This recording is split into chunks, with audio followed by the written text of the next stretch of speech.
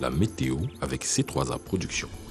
Mesdames, bonsoir. Messieurs, bonsoir. Ravi de vous retrouver pour un nouveau bulletin météo. Cette nuit, la fraîcheur sera très intense, comme ces dernières nuits également. On aura jusqu'à 14 degrés de température minimale dans la région du nord-ouest. On aura également des valeurs basses dans les régions de l'ouest et de l'Adamawa, où ça oscillera de 17 à 18 degrés. Soyez bien couverts dans la nuit jusqu'au petit matin. Les variations iront de 17 à 22 dans la région du centre et de 20 à 21 degrés dans la région de l'est. Parlant de la région de l'est, plus en détail, on aura de fortes pluies à Bertois, à Bamban, Batouri, Yokadoma jusqu'au petit matin. Prenez toutes vos dispositions pour ne pas être trempés. Ensuite, dans la région du nord, on aura de légères averses à Poli et à Tcholéré qui prendront cependant de l'ampleur demain matin dans la ville de Poli. Nous terminons donc avec la région du nord-ouest. Comme d'habitude, on aura des pluies plus intenses dans certaines villes et légères dans d'autres. Soyez donc bien vigilants. Vous le savez déjà, pour se protéger et protéger les autres du coronavirus, maintenez une distance d'1 mètre avec les autres. Évitez de vous serrer la main et en cas de symptômes, appelez le 1510. À très bientôt.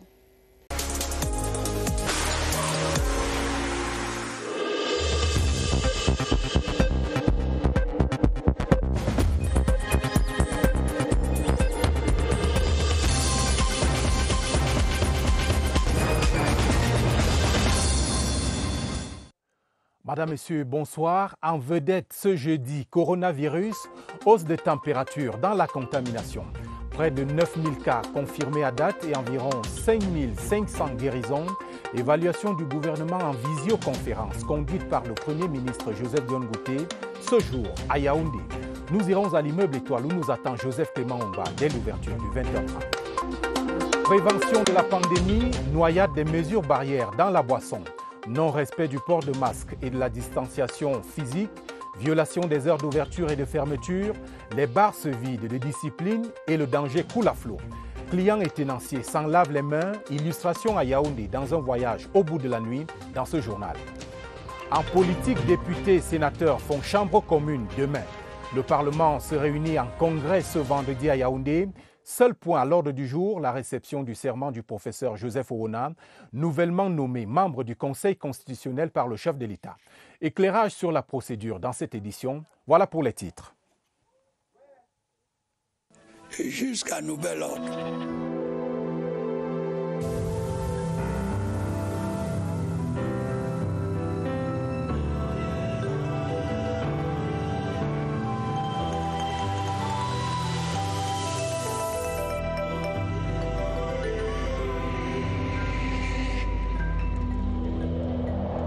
Tout de suite pour l'immeuble Étoile où s'est tenue ce jeudi encore une réunion interministérielle de suivi de la stratégie de riposte du gouvernement contre le coronavirus.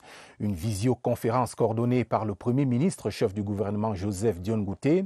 Malgré la progression de la pandémie, la situation reste sous contrôle. Joseph Clément Omba.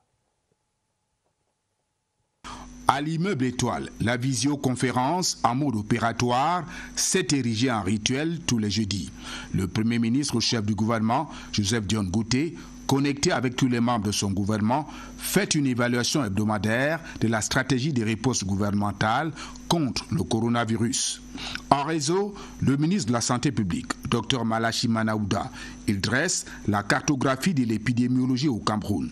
Au tableau d'affichage, 8 743 cas confirmés de Covid-19, 5 474 guérisons, 270 décès pour un taux de létalité de 3%. L'épidémie gagne de la fièvre, mais la situation demeure sous contrôle. Le testing massif des populations avec les nouveaux points de prélèvement est une bouffée d'oxygène. Second exposé, celui du gouverneur du centre, Nasseri Paul Beya. Pour lui, les cas pris en charge dans les sites d'Olembe et de Djongolo sont globalement stables. Le gouvernement assure aussi un maillage sanitaire de l'aéroport international de Yaoundé-Simalène pour tester les passagers qui y débarquent. Troisième exposé, le ministre du Commerce, Luc Magloire Mbarga Tangana. Son satisfecit est de rigueur dans l'application des mesures barrières au sein des espaces marchands que sont les supermarchés. Le processus est allé crescendo, les mesures sont suivies, mais l'application reste perfectible et la vigilance de mise. Dans ce sillage, le ministre de la Décentralisation et du Développement local, Georges Elanga Obam, se fait l'écho de la mise en œuvre des gestes barrières. Il se félicite de l'engagement des autorités municipales, bras séculiers de l'application des gestes visant la distanciation physique dans les marchés et les gares. Un bémol tout de même, les édiles locaux font face à l'incivisme et à l'indiscipline de certaines populations, d'où un certain relâchement. Le Premier ministre passe également la parole à Alamine Ousmane Meh, ministre de l'économie, de la planification et de l'aménagement du territoire. Il en ressort que les partenaires bilatéraux et multilatéraux font preuve de diligence dans la mobilisation des ressources financières autour de cette croisade. De bon augure pour la lutte contre le Covid-19 au Cameroun. Des échanges interactifs associant tous les membres du gouvernement, mais aussi et surtout les ministres sectoriels impliqués dans la mise en œuvre du plan gouvernemental de riposte contre le Covid-19. Ici, la sensibilisation de masse avec le ministère de la Communication demeure un maillon essentiel de cette chaîne de riposte. Un plan de riposte national que supervise personnellement le président Paul Biya avec comme consigne particulière « réussir ». Toujours à l'immeuble Étoile, le Premier ministre chef du gouvernement, Joseph Dion Ngouté, a reçu en audience le représentant du Fonds des Nations Unies pour l'enfance, Jacques Boyer. Une demi-heure d'échange sur la coopération entre l'UNICEF et le Cameroun, mais aussi la riposte gouvernementale contre le coronavirus. Jacques Boyer, au sortir de cette audience, s'est confié à Joseph Clément Omba. Compte tenu de l'épidémie de Covid-19, le premier sujet a tourné autour de nos actions en accompagnement au gouvernement camerounais, notamment sur le volet sensibilisation de la population aux gestes barrières édictés par le gouvernement. Nous constatons depuis un passé relativement récent un certain relâchement par rapport au respect de ces gestes barrières. Donc nous ne souhaiterions pas que tous les efforts menés par le gouvernement jusqu'à présent dans le sens de sensibiliser les populations soient vains. Et j'ai rassuré Monsieur le Premier ministre de la volonté de l'UNICEF de continuer à apporter son appui sur ce volet prévention et le volet aussi de lutte contre la stigmatisation. Mes discussions ont porté aussi sur le retour des élèves de classe d'examen à l'école depuis le 1er juin et l'accompagnement que l'UNICEF a apporté pour que ce retour se fasse dans un environnement d'apprentissage sain. Et nous avons notamment apporté un appui à tous les ministères en charge de l'éducation en unité de lavage des mains et donc bien sûr de savon, de gel hydroalcoolique, la nécessité de pouvoir valider certaines politiques nationales pour lesquelles l'UNICEF a apporté un appui, notamment la politique nationale de nutrition et la politique nationale de protection sociale ainsi que la stratégie de communication pour le changement de comportement. Je vous lisais en titre, les débits de boissons sont ivres d'indiscipline. Depuis la levée de la décision de fermeture à 18h, les tenanciers se laissent guider plutôt par l'affluence et les recettes. Les clients eux-mêmes prennent toutes les distances avec les mesures barrières contre le coronavirus. Un tour de ville de Yaoundé by Night vous fait toute la lumière sur ces travers et ces travestissements. Barbara Padjama. Le tableau n'est pas beau. Plein de personnages sans masque entremêlés. Ils font des tournées dans les snacks et bars sans se retourner sur les dispositifs barrières installés. Je ne peux pas l'attacher pour dire que mon frère lave les mains ou bien ne t'assoit pas parce qu'il va me demander si c'est ma maison. C'est un lieu public. C'est la cour du roi Péto où on foule aux pieds les instructions quand on est dehors après 18h.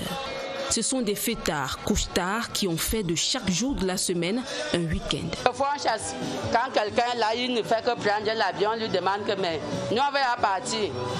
On va faire comment il dit que lui ne peut pas partir tant qu'il n'a pas fini sa bière. Nous sommes obligés de fermer les portes. Parfois on les laisse même souvent là dehors. Pourtant, le lendemain, il y a boulot pour certains. Une insouciance qui verse dans le libertinage. Pour suspendre la propagation de la pandémie, les tenanciers des bars font leur part. Je ne peux pas les chasser, mais je leur conscientise qu'il y a le mal qui est à l'extérieur. Il faut le combattre. La balle est dans le camp des clients qui refusent de jouer. Dans le public, il y a des supporters qui prennent place pour regarder les matchs de football. Les gérants de ces espaces devraient faire une remontada de la sensibilisation sur les mesures d'hygiène, vu le nombre de la clientèle qui va exploser avec le retour de la Liga espagnole. La coupe de l'indiscipline, comme vous le voyez vous-même, est donc pleine dans le secteur des débits de boissons. Les auteurs de ce désordre connaissent-ils seulement la loi ou alors la profanent-ils tout simplement? Quoi qu'il en soit, voici le rappel de quelques dispositions en matière d'heures d'ouverture et de fermeture des bars, mais aussi de contrôle et de sanctions. C'est dans cette enquête menée par un de nos contrôleurs, Franck Kevina. Secteur des débits de boissons ou la cour du roi Péto. La comparaison révèle une réalité qui s'énivre dans les milieux prisés par les fidèles de Bacchus. Sa mousse H24, la coupe de l'anarchie est avalée à pleine gorgée. Pourtant, la loi est là. Le décret de 90 fixant les conditions et les modalités d'exploitation de ces établissements indique clairement les tranches horaires en fonction du type de licence obtenue. Vente à emporter, ouverture 6 heures, fermeture 21 heures, vente à consommer sur place, notamment les snack bars, ouverture 6 heures, fermeture minuit. À l'évidence, aucun débit de boisson ne devrait donc fonctionner jusqu'au petit matin, comme cela est courant au Cameroun. À qui la faute, monsieur le sous-préfet? Nous avons ce qu'on appelle la tolérance administrative. Les ventes à porter, normalement, ce sont les débits de boissons où les gens doivent acheter et amener, n'est-ce pas, chez eux. Mais nous avons la tolérance administrative. On laisse, lorsqu'il y a l'incident, à ce moment, les établissements de boissons sont interpellés. Tolérance administrative en temps normal, tolérance zéro par ces temps de crise sanitaire. Le Premier ministre Joseph Dion Ngouté le réitérait encore au patron de l'administration territoriale lors du tout récent conseil de cabinet. Instruction bien reçue par ceux qui délivrent les licences de fonctionnement dans ce secteur des débits de boissons. Cette période, n'est-ce pas, la pandémie Covid-19, nous avons reçu les instructions faites, n'est-ce pas, les motivations. Et lorsque le total est saisi, n'est-ce pas, de non-respect, n'est-ce pas, de cette réglementation, nous procédons, n'est-ce pas, à la prise d'une décision de fermeture provisoire. Le code pénal élargit ce champ des sanctions. Cette condamnation, ça peut être soit un emprisonnement ou bien la fermeture du dit établissement. Il peut arriver également que les clients, après avoir consommé, se livrent à l'ivresse publique, qui est également une infraction. À bon entendeur. Deux indicateurs ce soir, 75% des ménages camerounais ont des difficultés à accéder aux produits de grande consommation, alors que 90% d'entreprises souhaitent l'accroissement de la demande intérieure. Ce sont là des conclusions parmi tant d'autres de l'Institut national de la statistique qui vient de rendre la copie d'un rapport commandé par le gouvernement sur l'impact du coronavirus. Cyril Kingembepe. 15 jours d'enquête pour réaliser que la pandémie du coronavirus a sensiblement baissé la consommation intérieure des produits de nos entreprises. On avait cru, en allant vers la collecte, que ça allait être par le biais de la demande extérieure, c'est-à-dire des imports et des exports liés à la fermeture des frontières. Mais les entreprises nous ont bien fait comprendre, à 95%, que la Covid a beaucoup plus diminué le marché intérieur. Certains ont été amenés à des baisses de salaires. Il y a un certain nombre d'entreprises qui ont plutôt mis du personnel en congé technique. Malheureusement, pour certaines entreprises, elles sont arrivées jusqu'au licenciement. Autre difficulté des entreprises, la réticence des banquiers. Du coup, il faut un plan audacieux pour les sauver. La première, c'était d'atténuer les effets de la Covid sur la trésorerie des entreprises. La deuxième grande recommandation, de participer à la relance de la demande intérieure. La troisième recommandation, c'est d'atténuer les effets des coûts de production. Et enfin, c'est d'atténuer l'effet sur les réductions d'emploi des employés, parce que ça a un impact immédiat aussi sur la pauvreté. Pour les ménages, l'image est plus reluisante. 35% des 1310 enquêtés ont procédé au stockage des produits alimentaires et de grande consommation. Elles recusent le système d'approvisionnement en médicaments, en produits de nettoyage et espèrent que l'on renforce les canaux de distribution. De manière générale, les entreprises et les ménages disent à plus de 75% leur satisfaction quant aux mesures prises par les pouvoirs publics pour barrer la voie au coronavirus. Et pour achever en économie, ce communiqué en provenance du ministère des Finances, le ministre des Finances qui porte à la connaissance des contribuables que le délai du 30 juin 2020, initialement prévu pour la production des attestations d'immatriculation dans le cadre des transactions à caractère économique, est reporté au 30 septembre 2020. Cette mesure vise, dit le ministre, à baisser la pression sur la plateforme informatique de la Direction générale des impôts et permettra à l'administration fiscale de continuer à offrir aux usagers l'ensemble des autres services fiscaux en ligne. Le ministre des Finances compte donc sur le civisme de tous. Et c'est signé du ministre des Finances, justement, Louis-Paul Motazé. Le Parlement se réunit en congrès demain à Yaoundé. C'est pour recevoir le serment d'un nouveau membre du Conseil constitutionnel, le professeur Joseph Owona, nommé le 15 avril dernier par un décret du président de la République. Ce sera le deuxième congrès dans l'histoire du Parlement camerounais sur les dispositions légales qui régissent cette activité. Voici les explications de Mathieu Kemgo. Le 6 mars 2018, le Parlement se réunissait en congrès pour la première fois. C'était pour recevoir le serment des membres du Conseil constitutionnel. En respect des dispositions de la Constitution, l'Assemblée nationale et le Sénat se retrouvaient ainsi pour consacrer l'entrée en fonction des 11 sages. Selon l'article 14, alinéa 4 de la loi fondamentale, les deux chambres du Parlement peuvent se réunir en congrès à la demande du président de la République. Lui seul a cette prérogative. L'ordre du jour de cette instance est bien encadré par la Constitution et le règlement intérieur du Congrès. Ainsi, les deux chambres se réunissent pour entendre une communication ou recevoir un message du président de la République, pour recevoir le serment des membres du Conseil constitutionnel ou alors pour se prononcer sur un projet ou une proposition de révision de la Constitution. Pour la rencontre de ce vendredi, il s'agira pour le Congrès de recevoir le serment du tout nouveau membre du Conseil constitutionnel, le professeur Joseph Owona, nommé le 15 avril dernier par décret du président de la République. Comme en 2018, les travaux seront présidés par le président de l'Assemblée nationale, ceci en respect de l'article 14 de la Constitution et de l'article 3 du règlement intérieur du Congrès qui stipule que lorsque le Parlement se réunit en Congrès, le bureau de l'Assemblée nationale préside les débats. Pour ce qui est du lieu de la cérémonie, l'article 4 du règlement intérieur prévoit en son alinéa 1 que le Congrès siège dans les locaux de l'Assemblée nationale ou à défaut dans les locaux du Sénat. Un concours de circonstances veut qu'en ce moment, l'Assemblée nationale et le Sénat siègent tous au Palais des Congrès. Et c'est la salle inaugurale de ce haut lieu de l'histoire du Cameroun qui va accueillir la cérémonie de ce vendredi. C'était déjà le cas en 2018. Rendez-vous demain. Reparlons ce soir de la décentralisation avec une question qui ne plaît pas toujours. Que font les maires de l'argent versé par le Trésor public? Vous entendez sans doute souvent parler de la dotation générale de la décentralisation, un instrument de l'État pour financer le développement local. Depuis l'année dernière, ce mécanisme prévoit, entre autres, d'allouer 100 millions de francs CFA à chaque commune pour réaliser des projets. Évaluation des premiers décaissements dans cette analyse de Séverin Legambeli. La dotation générale finance partiellement la décentralisation. En plus de la rémunération des magistrats municipaux et bientôt des conseils régionaux, elle prend en charge à hauteur de 36 milliards de francs CFA les projets d'investissement des collectivités territoriales décentralisées. C'est dans ce chapitre investissement que l'État puise les 100 millions alloués aux communes.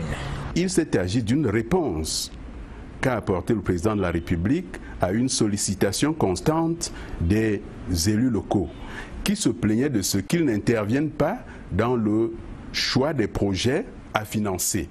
Et là, par rapport à ces 100 millions, on le leur a donné en leur disant ces 100 millions de francs vont financer prioritairement les projets inscrits dans votre PCD, Plan communal de développement. Vous verrez dans certaines communes que la voirie a été refaite. Des adductions d'eau ont été engagées sur la base de ces 100 millions. Il y a une évaluation qui est en train d'être faite des 100 millions qui ont été utilisés l'année dernière. Mais ce qu'on sait déjà, c'est que certaines communes ont quelques difficultés à utiliser ces fonds publics parce que les projets à financer ne sont pas matures. Et puis, structurellement, on se pose des questions sur l'impact du renouvellement des exécutifs communaux intervenu au lendemain du double scrutin de février dernier. La transition a dû jouer un rôle, mais un rôle, j'allais dire, négligeable, parce qu'il s'agira de la continuité du service public. C'est des projets qui ont été engagés par l'exécutif sortant, qui peut-être n'ont pas évolué au rythme souhaité et qui vont donc être pris en compte par l'exécutif entrant. La valeur estimée de la dotation générale de la décentralisation n'est certes pas à ce jour au goût de tout le monde. Mais une bonne opinion pense que par des ajustements progressifs, la DGD comme mécanisme de financement doit pouvoir relever le niveau du progrès social et du développement local. Gardons un pied sur l'évaluation et allons à Olimbe, pas loin de Yaoundé, pour voir ce qu'il est de l'aménagement, ce qu'il en est de l'aménagement des voies d'accès au stade de football en finition de ce côté. La ministre de l'Habitat et du Développement urbain était sur les lieux en compagnie de son collègue en charge des sports et de l'éducation physique. Les pluies intenses et régulières, ont constaté nos équipes, n'ont pas arrêté les travaux. Emmanuel Biconde. La descente sur le terrain ce jeudi des deux membres du gouvernement répond à un objectif clair. Nous sommes venus avec la première entreprise qui était sur le site et la deuxième qui a accepté de se mobiliser pour faire le point et aller vers la continuation du projet sans encombre. Sur le terrain, les travaux avancent déjà à bonne cadence parce qu'il a fallu à un moment frapper du poing sur la table pour que les choses évoluent. Nous avons rencontré sur le chantier une entreprise qui avait des difficultés à le faire. Au terme de plusieurs mises en demeure, nous avons proposé à une autre entreprise financièrement et techniquement capable de continuer avec le deuxième point critique. Aujourd'hui, le ministre des Sports, le professeur Narcisse Molekambi, et le ministre de l'Habitat et du Développement urbain, Célestine Ketcha-Courtez, se félicitent du niveau des travaux et du sérieux avec lequel ils sont réalisés. Si tout va bien, d'ici décembre, cette voie sera bitumée. Le taux de réalisation, on devrait tourner avec le point critique autour de 70-80. À ce jour, les points critiques sont largement amorcés. La mise en œuvre des enrochements dans les zones marécageuses et du bloc thermique en remblai sélectionné est effective. Les travaux de terrassement sont en cours, donc juste un peu de patience et la voie Tinga Village, Nkozwa Carrefour Olimbe, sera bitumée. Attestation de présentation des originaux des diplômes, cette pièce rare mais combien importante pour la composition des dossiers de concours, sera désormais plus accessible. La signature de ce document est maintenant disponible dans toutes les sous-préfectures du pays. Cette mesure gouvernementale vise en priorité la préservation de la santé des citoyens en cette période de maladie. Victor Lema. La file indienne devant les services du gouverneur ou autres préfectures sera bientôt un lointain souvenir. L'obtention d'une attestation des originaux des diplômes est désormais possible dans toutes les sous-préfectures. Dans les services du gouverneur de la région du centre, ici à Yaoundé, vous avez dû constater l'affluence qu'il y avait là-bas. De telle sorte que certains de ces enfants avaient déjà passé 2 ou 3 jours, voire plus, pour obtenir ce document. Si on prend le cas du département du Fundi, avec cette mesure, 7 autres points peuvent désormais alléger la forte demande. Ça va décongestionner les services du gouverneur et même les services du préfet.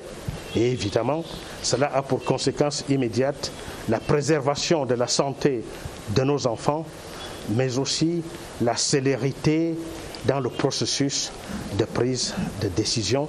Des dispositions sont prises pour implémenter de façon efficace et efficiente cette initiative. Nous avons déjà une idée pour le sécuriser parce qu'il faut que nous le disions également. Nous avons un sérieux problème de sécurisation de ce document. La démarche sera pérennisée. Un autre palier franchi dans le processus de déconcentration des services administratifs au Cameroun.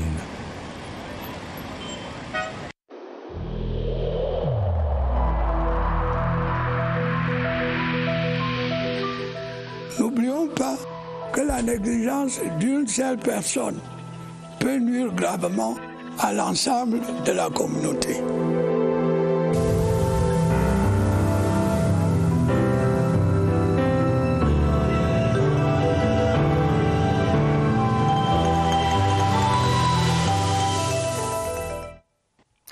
« 20h50, retrouvons maintenant au centre des opérations des urgences de santé notre correspondant permanent Évariste Eyenga pour les nouvelles du jour. Et je crois savoir, Évariste, que votre invité est Sarah Nkensa, c'est l'opérateur de la veille médiatique de ce côté.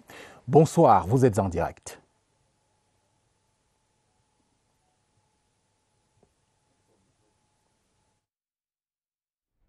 Bonsoir Romuald. J'en viens aux indicateurs de l'évolution de la pandémie à coronavirus au Cameroun dans un instant, que j'indique d'abord ce message phare du docteur Etoun Dimbala délivré lors du point de presse qui s'est achevé à 20h15 ce soir. Eh bien, le corps médical est satisfait. Il apprécie positivement la position des parlementaires, position qui commande la mise en route des sanctions envers et contre toutes les personnes qui ne respecteraient pas les mesures barrières. À présent, le bilan quotidien affiche 270 nouveaux cas d'infection confirmés au cours des dernières 24 heures, ce qui propulse le bilan provisoire à 9013 personnes contaminées.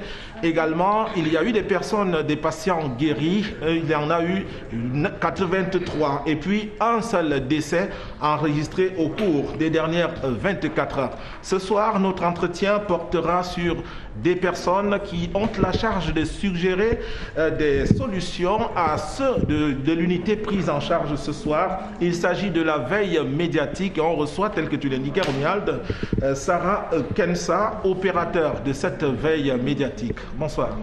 Bonsoir, Évariste. Dis-nous, Sarah, à quoi s'occupe la veille médiatique dans la riposte?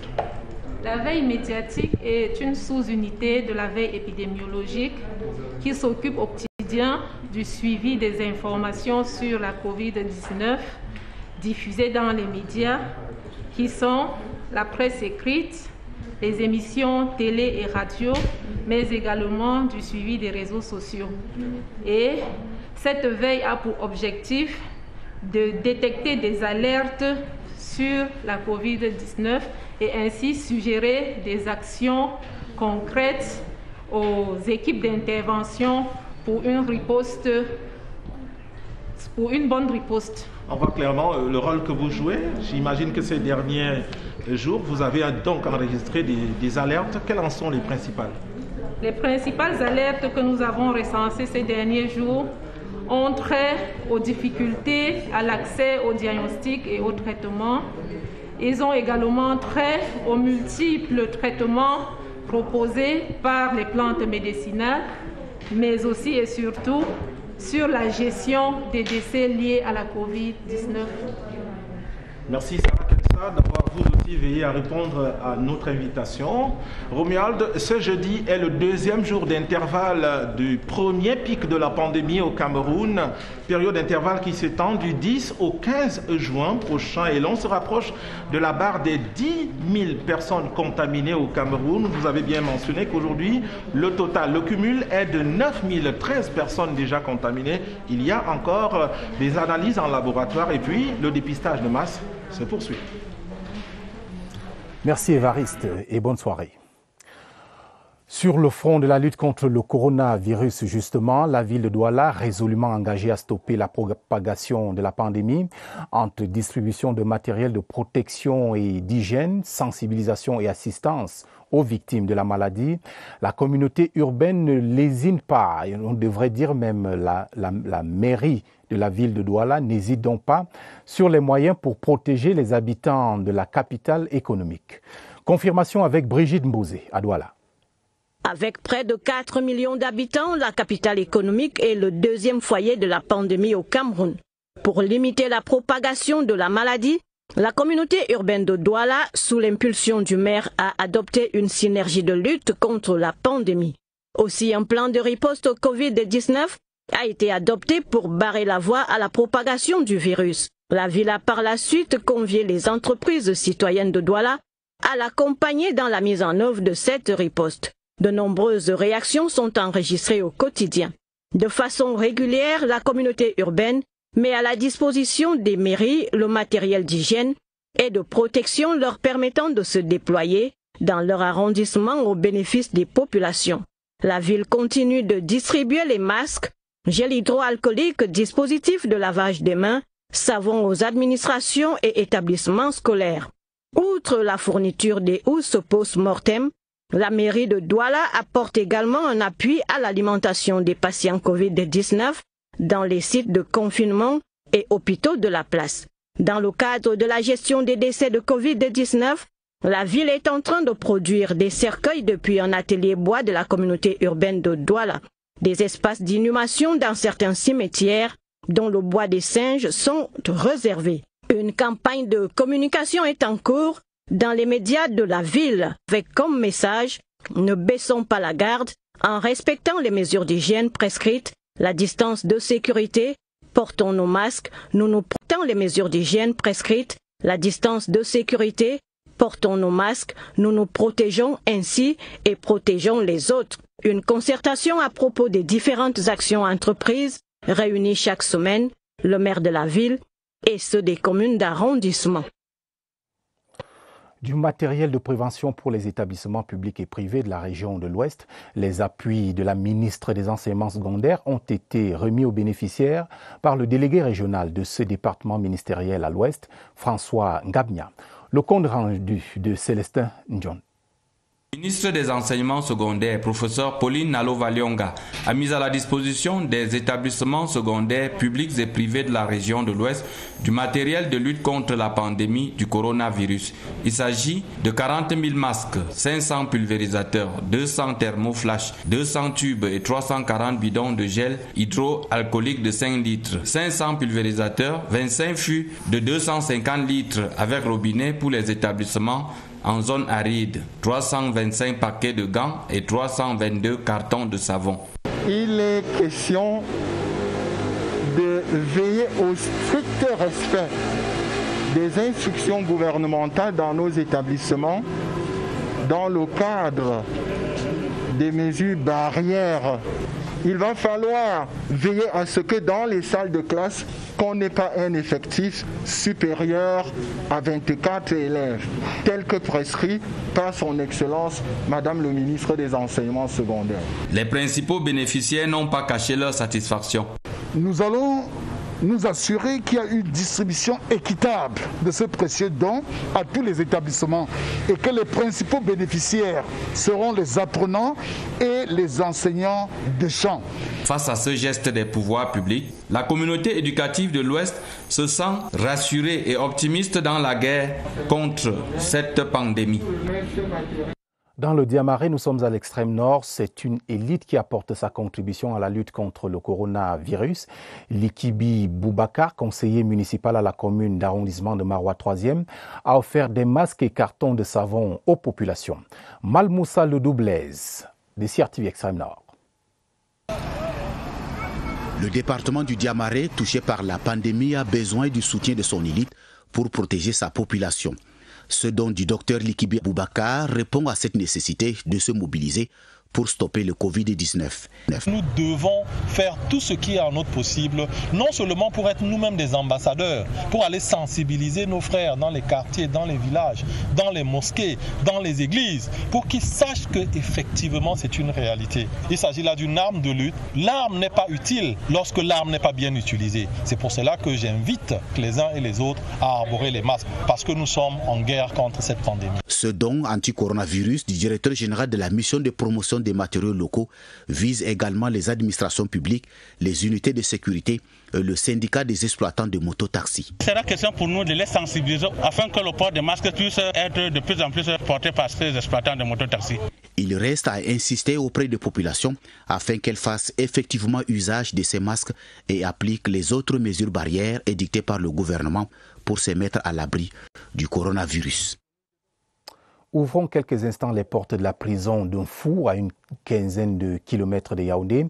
Le réseau des femmes de foi du Cameroun pour la paix s'y est rendu pour porter assistance aux prisonniers. Aliments et kits sanitaires ont ainsi été remis au régisseur Jean-Alfred Zang. Compte rendu, Laetitia Onana. Aucun cas de coronavirus n'a été détecté au sein de la prison principale d'Unfu, qui compte environ 400 pensionnaires. Pour autant, ils reçoivent des mains de cette jeune association denrées alimentaires, kits hygiéniques et anti-Covid-19. Une première pour le réseau des femmes de foi du Cameroun pour la paix. Pour une première sortie de l'association, nous avons voulu commencer par un milieu où les gens ont un peu de la peine parce qu'être privé de la liberté, ce n'est pas aisé. Leur accorder un petit sourire aussi en temps de Covid-19. Et c'est au nom de sa hiérarchie que le régisseur adjoint de ce milieu carcéral exprime toute la gratitude des prisonniers aux généreux donateurs.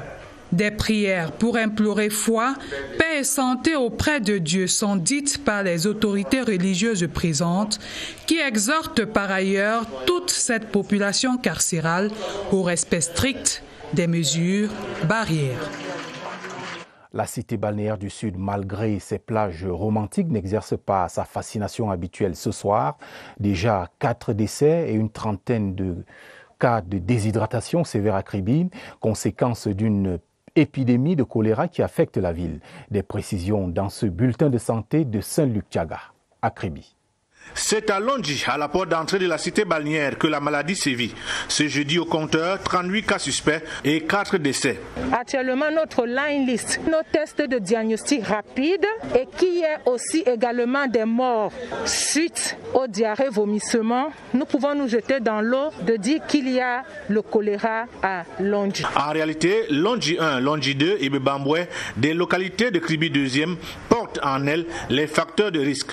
Une trop grande promiscuité, l'absence de toilettes et de pratiques non hygiéniques. Il y a un cours d'eau qui passe derrière, c'est là où les gens se mettent à l'aise calmement. La première des choses, il faut absolument qu'on délocalise les habitants de ce campement. Dès demain, je vais mettre une autre équipe sur place pour désinfecter encore ce campement. Le délégué régional de la santé publique du Sud, Dr Robert Mathurin-Bidjan, et d'autres responsables descendus sur le terrain appellent les populations de Kribi au respect des règles d'hygiène. Nous avons profité avec la descente pour sensibiliser les populations sur la propreté, les mesures de propreté. Parce que vous savez, à côté de choléra aujourd'hui, nous avons le Covid qui sévit toujours. Ces autorités administratives et municipales promettent, avec l'appui des chefs traditionnels, de mener des campagnes de sensibilisation des populations et de désinfection des toilettes afin de réduire, à sa plus simple expression, la courbe des cas de choléra dans cette partie du pays. Le village Mandumba dans l'Oignon Ekele a désormais de quoi améliorer la production et même la transformation de son manioc.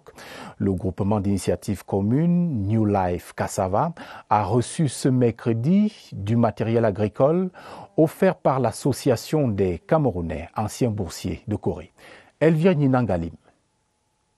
Sa proximité avec la cité capitale, la fertilité de son sol et sa capacité à produire le manioc en grande quantité lui valent une attention particulière. Le village de Mandumba, dans l'arrondissement de Matombe, a de quoi séduire. Ici, du matériel de production et transformation du manioc et ses autres dérivés. Des atouts pour sortir le GIC New Life Cassava et les populations d'Oignon Ekele de la précarité agricole. Je dis merci à la Corée pour nous avoir lancé. J'exhorte donc les jeunes de mon village à démontrer à la Corée que nous pouvons en produisant plus. Ça nous amène à transformer ce que nous travaillons, notre culture dans le manioc, en beaucoup de choses.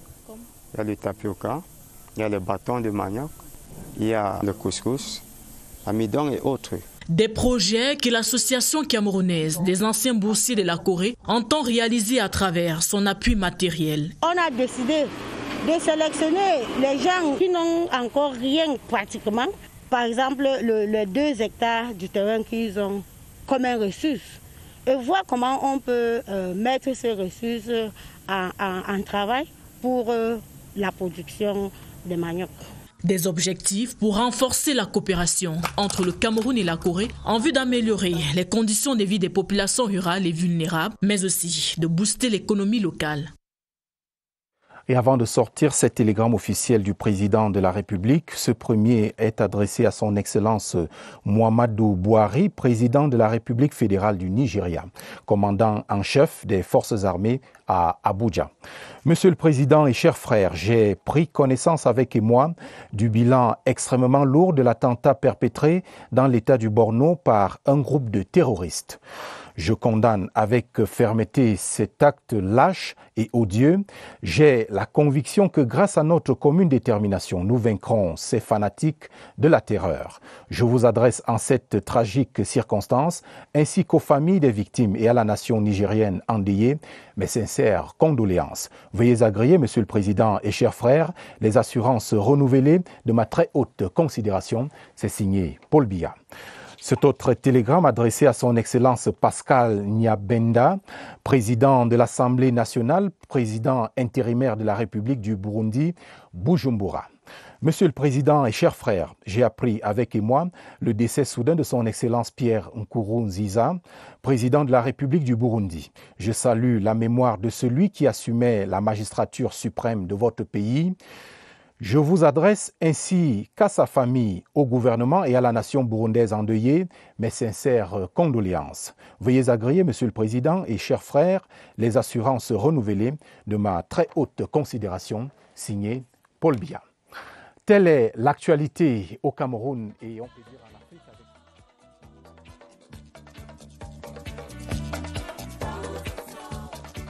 avec... Atta Badine Oumar pour le 20h30 du week-end. Si vous devez sortir, ayez toujours un désinfectant avec vous. Évitez surtout les rassemblements de plus de 50 personnes et surtout